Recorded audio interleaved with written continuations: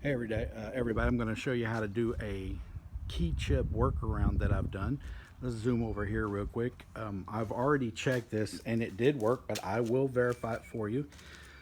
The problem is that these new keys, they have a chip in them on the 350Zs. Mine's a 2005, and without them, they will not start. So these are just two regular old hardware keys that I had made. I took the chip out of the side. There's a bump on one side and not a bump on the other, and the one that's kind of just got a little square, that's where that is, and I shaved that out. Here is the chip, and I had watched another feller do this, and you cut a notch out here, and I've already put this in my car and it works. So let's go ahead and run over to the car and I will show you. There's my car. Try to make this quick.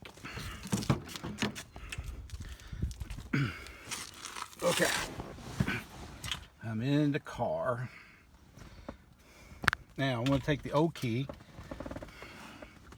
Let me find it. Okay, here's this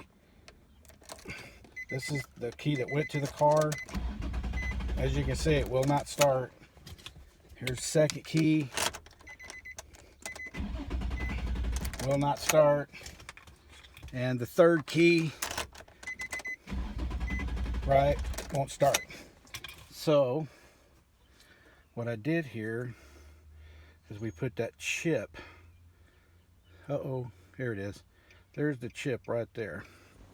So we're gonna slide that in there. About where it locks is where you want it. And just kind of push that back in there. Okay. Now here's the old key it went to it. No problem. All right. Here's the second key. Again, no problems. And the third key. There you go. So that's your workaround for not having the keys for the car. So now you know it works. Hey, y'all have a good one.